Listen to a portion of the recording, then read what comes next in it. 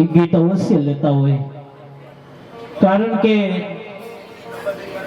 આજની યુવાન વહુને સાસુમાં ગમતા નથી, સસરા ગમતા નથી. એટલા માટે ખાલી એક જ દીકરાના જો મગજમાં વાત ફિટ થઈ જશે ને તો અમારું આ ધમા જાગરણ થઈ જશે.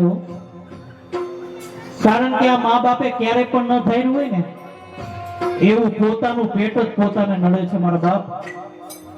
ત્યારે અમે ગમે ત્યાં જઈએ, ભૂલો ભલે બીજું બધું, મા બાપ ને ભૂલશો નહીં. ત્યારે ભૂલો ભલે બીજું બધું, મા બાપ ને ભૂલશો નહીં.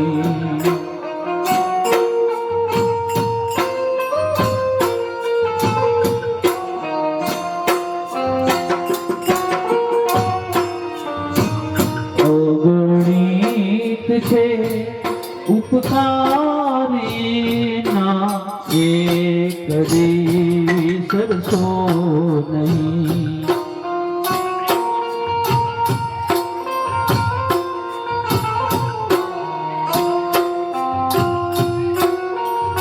આજની યુવાન વહુને સાસુ સસરા નો ગમે એવું. આ દુનિયાની અંદર કોઈને વૃદ્ધ મા બાપ ગમતા નથી મારા બાપ. અરે માતાઓ વૃદ્ધ ગમે તેટલું મોટું થાય, ગમે તેટલું ઘટાદાર થાય, એ ફળ નો આપે પણ છાયડો જરૂર આપે. એમ આપણા ઘરની અંદર જીવતો ને જાગતો દીવો જો આપણા મા બાપ હશે ને, એ કઈ કામ નહીં કરે પણ આપણા દીકરા દીકરીનો તો જરૂર ધ્યાન રાખશે મારા બાપ. દીકરીને દાદીમાં નો ગમે. દીકરી 6 વાગે કોલેજ થી આવવાની અને 7 વાગે આવે ને એટલે આ ગઢી દાદીમાં પૂછે કે બેટા કેમ મોડું થયું. એ દીકરીને નો ગમે. દીકરી 6 વાગે કોલેજ થી આવવાની હોય અને 7 વાગે આવે એટલે ગઢી દાદીમાં તરત જ પૂછે બેટા કેમ થયું. એ દીકરીને નો ગમે.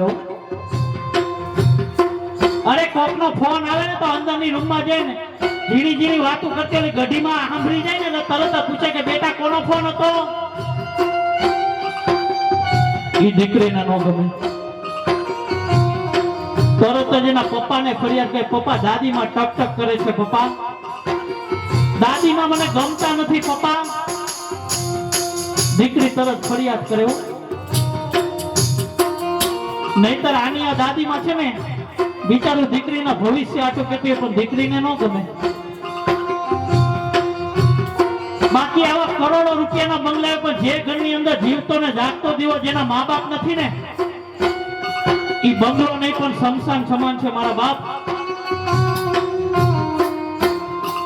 કારણ કે તમને જો તમારા મા બાપ ની અંદર મારા સ્વામિનારાયણ ભગવાનના દર્શન નહીં થાય ને તો ગઢડા ગમે એટલા ધક્કા ખાઓ ને કોઈ દી નહીં થાય.